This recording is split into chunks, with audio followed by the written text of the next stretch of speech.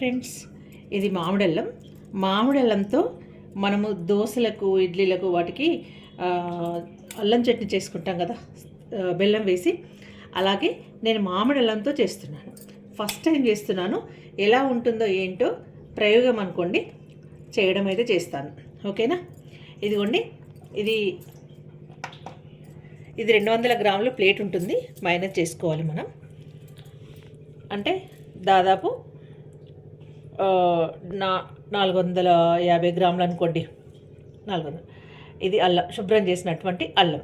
Okay, దీన్ని ఏంటంటే కొంచెం ఆయిల్ వేసుకొని అలా కొంచెం పచ్చివాసన పోయేటట్టు ఫ్రై చేసుకోవాలి. దానివల్ల ఏంటంటే కమ్మగా ఉంటుంది. ఓకేనా? అలాగే మనకు 150 గ్రాముల బెల్లం అవసరం పడుతుంది.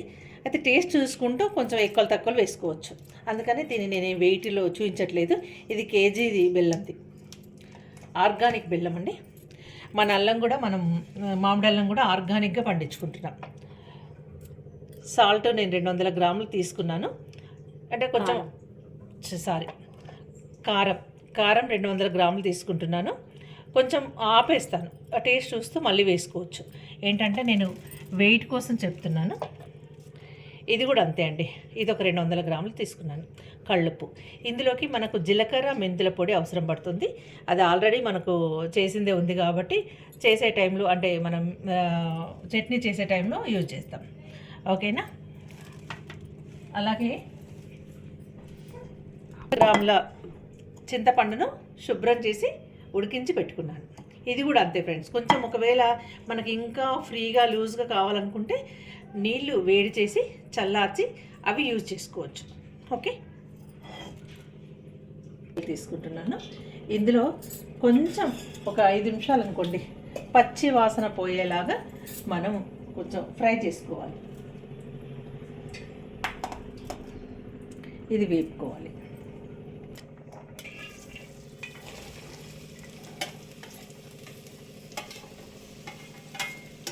ఒక్క 5 మినిట్స్ కొంచెం కలర్ మారేలా వేయించుకుందాం. వేయించుకున్న తర్వాత మీకు చూపిస్తాను. ఇలా అంతే. ఒక 2 మినిట్స్ నేను ఇలా వేయించానండి. ఇంకా స్టవ్ కట్టేస్తాను. ఇదంతా చల్లారిన తర్వాత మనము గ్రైండ్ చేసుకోవాలి. కట్టేస్తున్న స్టవ్. మామిడి అల్లాన్ని ముందు మెత్తగా గ్రైండ్ చేసుకుందాము. ఆ తర్వాత ఒకటి తర్వాత ఒకటి. ఇంకోటి నేను మీకు వెల్లుల్లి చెప్పలేదండి. ఇందులో ఒక 3-4 వెల్లుల్లి గడ్డలు చక్కగా పొట్టు తీసుకొని గ్రైండ్ చేసుకొని ఇందులోనే గ్రైండ్ చేసుకోవాలి. అయితే నేను అది చూపించలేదు, నాకు ఆల్రెడీ గ్రైండ్ చేసింది ఉంది. అది వేసేస్తాను, వేసే ముందు చూపిస్తాను. ఇదేమో కూడా మళ్ళీ తాలింపుకు యూజ్ చేసుకోవచ్చు మనం. చాలా బాగా వస్తుంది.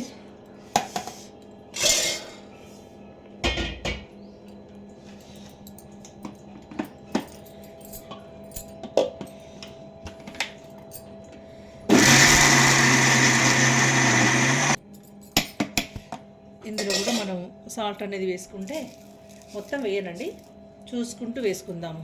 అవసరం అనుకుంటే సన్నపది సాల్ట్ వేసుకుంటే సరిపోద్ది. ఇది కొంచెం మెదగడానికి మనం చింతపండు రసాన్ని వేస్తున్నాం.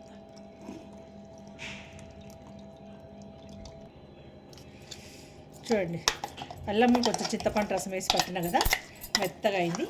ఫైనల్గా ఏంటంటే మనం బెల్లము అన్నీ వేసి మళ్ళీ ఒకసారి గ్రైండర్లో వేసి తిప్పితే చాలా చక్కగా కలిసిపోయి మంచిగా ఉంటుంది.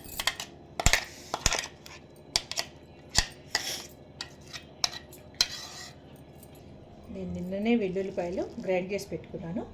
ఇందులో సాల్ట్ ఉంది కాబట్టి నేను సాల్ట్ చూసుకొని వేసుకుంటా. అంటే మనం ఒక గడ్డకి ఒక స్పూన్ అనుకున్నా కూడా ఒక 4-5 స్పూన్లు వేసుకుంటే బాగుంటుంది. అంటే ఎక్కువైతే పెద్ద నష్టమే లేదు. వెల్లుల్లి తినే వాళ్ళకు, తినని వాళ్ళైతే టీ స్పూన్స్ తోటి నేను 5 స్పూన్లు వేసాను.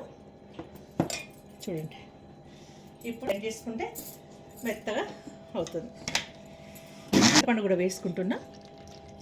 అయితే కొంచెం చింతపండు వేస్తా, మిగతాది బెల్లంతో సహా వేస్తే ఇంకా 2 కలిసి సరిపోద్ది.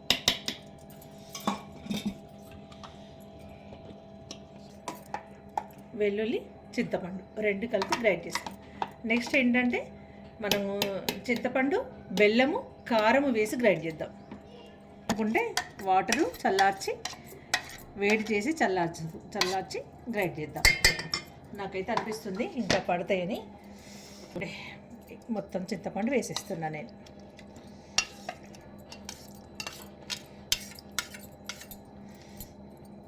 కొంచెం వాటర్ వేడి చేస్తా. మరిగిన తర్వాత చల్లార్చేసుకుందాం.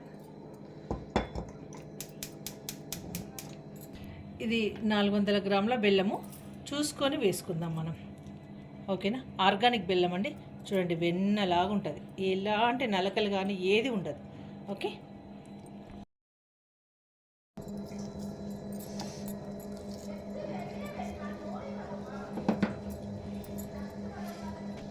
ఇప్పుడు ఇందులో చింతపండు ఉంది, కొంచెం కారం వేశాను, తర్వాత బెల్లం వేశాను. ఓకే, వెల్లుల్లిపాయ కూడా వేసాను అందులోనే. ఇప్పుడు మళ్ళీ గ్రైండ్ చేద్దాం. వేసేద్దాం. అల్లము, బెల్లము, వెల్లుల్లిపాయ, చింతపండు ఈ మొత్తం ఇందులో గ్రైండ్ చేశాను. ఇప్పుడు అంతా కలిపేసి మళ్ళీ గ్రైండర్కి వేసుకోవాలి. వెట్ గ్రైండర్కి వేస్తే ఏంటంటే అంతా బాగా కలుస్తుంది. ఇప్పుడు మనము ఉప్పు కారాలు చూసుకొని మళ్ళీ కావాలనుకుంటే వేసుకోవచ్చు. ఇప్పుడు వాటరు వేడి చేశాను కదా, అవి చల్లార్చి ఈ గ్రైండర్లో ఒకసారి తిప్పి వేస్తాను. వీటికి ఏమన్నా ఉన్నా కూడా అది వచ్చేస్తుంది మనకు. ప్యూర్ ఆర్గానిక్ మామిడల్లము, బెల్లము ఇవన్నీ మన ఇంట్లోవి. బెల్లం అయితే మనం ఆర్గానిక్గా పండించిన వాళ్ళ దగ్గర తెచ్చుకుంటున్నాము. రాజమండ్రి నుండి వస్తుంది మనకు. రేట్ ఎక్కువ కానీ ఆర్గానిక్ అని చెప్పేసి మేము ఎప్పుడు అదే వాడుతుంటాము. అసలు అందులో ఏది ఉండదు, ఇసుక, నలకలు అలా ఏది ఉండదు. చక్కగా మనం వాడుకోవచ్చు. ఇప్పుడు చూసుకొని ఏంటంటే ఉప్పు కారాలు చూసుకున్నాం అనుకోండి, ఈ టైంలో మనకు తెలుస్తుంది. స్వీట్ కూడా కావాలనుకుంటే కొంచెం షుగర్ కూడా వేసుకోవచ్చు. షుగర్ ఎందుకు అంటే షుగర్ వేయడం వల్ల కొంచెం జిగటలాగా వస్తుంది, చట్నీ షైనింగ్ ఉంటుంది. ఓకేనా? నేను అల్లం చట్నీ కూడా నార్మల్గా మనం దోశలకు, ఇడ్లీకి తినే అల్లం చట్నీ ఇంట్లో కంపల్సరీ ఎప్పుడు ఉంటుంది. మా పిల్లలు అసలు బయటది ఇష్టపడరు నేను చేసిన అల్లం చట్నీ. మా ఇంట్లో వాళ్ళే కాదు, మా ఫ్యామిలీలో అందరికీ కూడా నేను చేసేటువంటి అల్లం చట్నీ అంటే చాలా చాలా ఇష్టం. చాలా బాగా చేస్తా. ఒక ఫ్రెండ్ ద్వారా నేర్చుకున్నా నేను. దాదాపు 20-25 సంవత్సరాల నుండి అది ఫాలో అవుతుంటా. ఇంకా అందులో కొంచెం నాకు కూడా ఎక్స్పీరియన్స్ ప్రకారంగా, నాకు వచ్చిన ఎక్స్పీరియన్స్తో కొంచెం మధ్యలో చిన్న చిన్న టెక్నిక్స్ ఉపయోగిస్తూ మంచిగా చేయడానికైతే ట్రై చేస్తున్నా. బాగానే ఉంటుంది. అలాగే లాస్ట్ టైం పండుమిరపళ్ళతో చేశాను. మామిడికాయతో అంటే చింతపండుకు బదులుగా మామిడికాయతో వేసి చేశాను. అబ్బా ఎంత బాగుందో. మళ్ళీ మామిడికాయ సీజన్ ఎప్పుడు వస్తుందా అని ఎదురు చూస్తున్నారు పిల్లలు. అలా నెక్స్ట్ టైం నేను వీడియో చేస్తా, అప్పుడు చూడండి. ఓకే, టేస్ట్ చూసి ఇంకేమైనా కావాలంటే వేసేస్తాను. సాల్ట్ తగ్గినట్టు కనిపిస్తుంది, అందుకని సాల్ట్ వేస్తున్నాను. ఎందుకంటే నిల్వ ఉండాల్సింది కదా సరిగ్గా. అలాగే మనము తీసిన కారం ఆపాం కదా, పడుతుంది.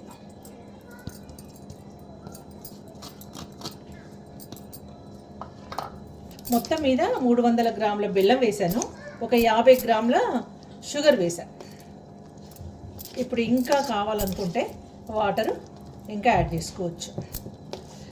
కాచి చల్లార్చిన వాటర్ ఇప్పుడు గ్రైండ్ చేస్తూ ఉంటే మనకు తెలుస్తుంది ఎలా ఉంటుంది ఏంటిదని. దాన్ని బట్టి కొన్ని అయితే నేను కాచి చల్లార్చి పెడతా. మళ్ళీ ఒకసారి నేను టేస్ట్ చూసి ఎలా ఉంది ఏంటి అనేది చెప్తాను.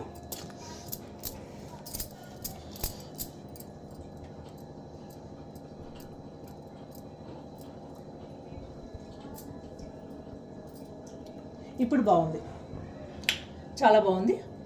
ఇంకా దీన్ని మళ్ళీ ఒకసారి కొన్ని వాటర్ అయితే వేస్తా, ఎందుకంటే కొంచెం జారుగా ఉండాలంటారు మా పిల్లలు. అందుకని ఇంకా కొంచెం వాటర్ వేసి వేడి చేసి చల్లార్చి కలుపుతా. ఫైనల్గా ఎలా వచ్చింది ఏంటి మీకు చూపిస్తా. టేస్ట్ చేద్దాము.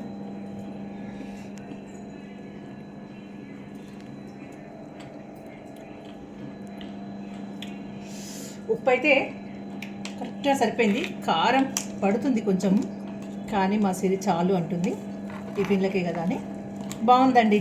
ఫైనల్గా అల్లం ఫ్లేవర్ తెలుస్తుంది, చక్కగా మామిడి ఫ్లేవరు చాలా బాగుంది. దీనికి తాలింపు చేయాలి. ఫైనల్గా తాలింపు చేసినప్పుడు మళ్ళీ చూపిస్తాను.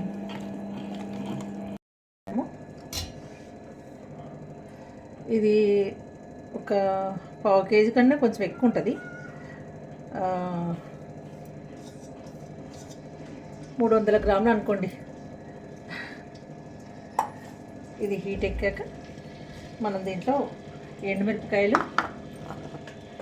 ఆవాలు, జీలకర్ర, అలాగే మినపప్పు, ఓకేనా, కొంచెం కరివేపాకు, అంటే నార్మల్ అంతే. కొంచెం వెల్లుల్లిపాయలు మనము పోపులో వేసుకుందాము. వేసుకుంటే ఫ్లేవర్ బాగుంటుంది. అంటే ఇంగువ అది వేయట్లేదు కాబట్టి అందుకని వెల్లుల్లి వేస్తాను.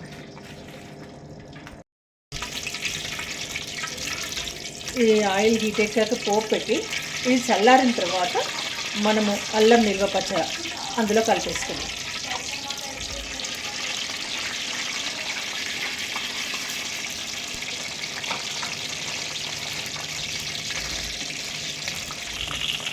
ఇది కొంచెం వేగిన తర్వాత అప్పుడు ఆవాలు వేసుకుంటే ఆవాలు మాడకుండా ఉంటాయి.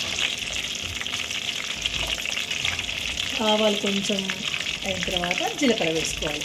ఇప్పుడు చూడండి కొంచెం రెడ్ కలర్కి వస్తుంది.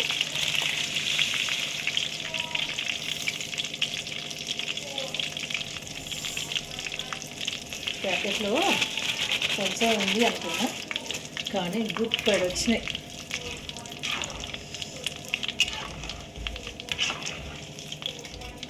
అలాగే నాకేంటో అన్ని ఇలా అందాజకు వేయడం అలవాటు.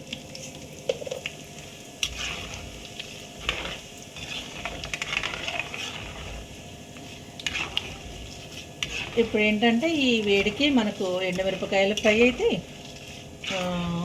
వెల్లుల్లిపాయ మరీ ఎక్కువ కావద్దు కదా, వెల్లుల్లి కొంచెం స్మెల్ ఉండాలి కాబట్టి మనం స్టవ్ కట్టేసుకొని వెల్లుల్లి కానీ ఎండుమిరపకాయలు కానీ వేసుకుందాం. చూసారా, అయిపోయింది. ఇంకా దీనికి కరివేపాకు వేసేస్తున్నా. స్టవ్ కట్టేసి వేస్తా.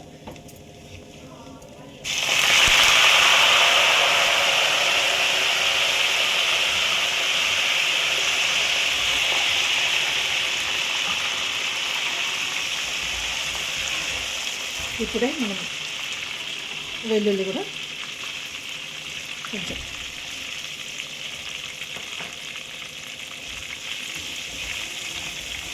మరీ ఎక్కువ అయితే మాడిపోతుంది. అందుకని ఇలా స్టవ్ కట్టేసిన తర్వాత, ఇది అందులో ఇత్తడి మూకుడు కాబట్టి కొంచెం వేడి ఎక్కువే ఉంటుంది. అందుకని స్టవ్ కట్టేసి చేసుకోవాలి. ఇంకోటి మనకి ఇప్పుడు ఈ పోపు కోసం వాడినటువంటి నూనె పల్లి నూనె కానీ నువ్వుల నూనె కానీ వాడుకోవాలి. అంటే వేరుశనగ నూనె లేదంటే పప్పు నూనె అంటే నువ్వుల నూనె, పల్లి నూనె అంటే వేరుశనగ నూనె. తెలుసు కదా మీ అందరికీ. నేను ఎక్కువ అదే వాడతాను.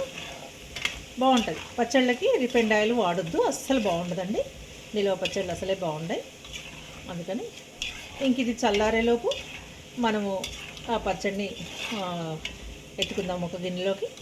అప్పుడు చక్కగా ఇందులో కలిపేసుకోవచ్చు.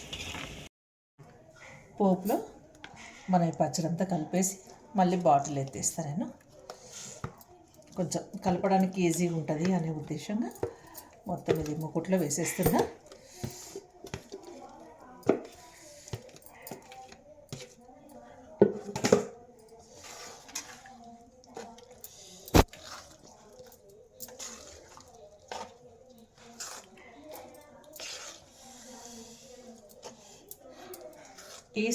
టేస్టీ మామిడి అల్లం పచ్చడి రెడీ. చూడండి ఎంత బాగుంది, కలర్ఫుల్గా, యమ్మీ టేస్టీ. బాగుంది కదా, చూపుకైతే చాలా బాగుంది, టేస్ట్ కూడా బాగుంది. కాకపోతే అన్నంలో కలుపుకొని తింటే ఎలా ఉంటుందో చూడాలి. ఇది అన్నంలోకి కాదు, ఉప్మాంచుకి, దోశల్లోకి, ఇంకా ఏంటి పెసరట్టుకి, ఇడ్లీలోకి హ్యాపీగా ఎంజాయ్ చేయొచ్చు. ఏంటంటే నార్మల్ అల్లం కంటే ఇది మామిడి అల్లం కదా, అందులో మనం ఆర్గానిక్గా మన టెర్రస్ పైన పండించుకున్నాం, మన చేతులతో మనం పండించుకున్నాం. ఆ సంతోషం వేరు. ఎందుకంటే మనం శ్రమ పడ్డాము, ఆ శ్రమకు తగ్గ ఫలితం వచ్చింది కదా. చూడండి ఎంత బాగుందో.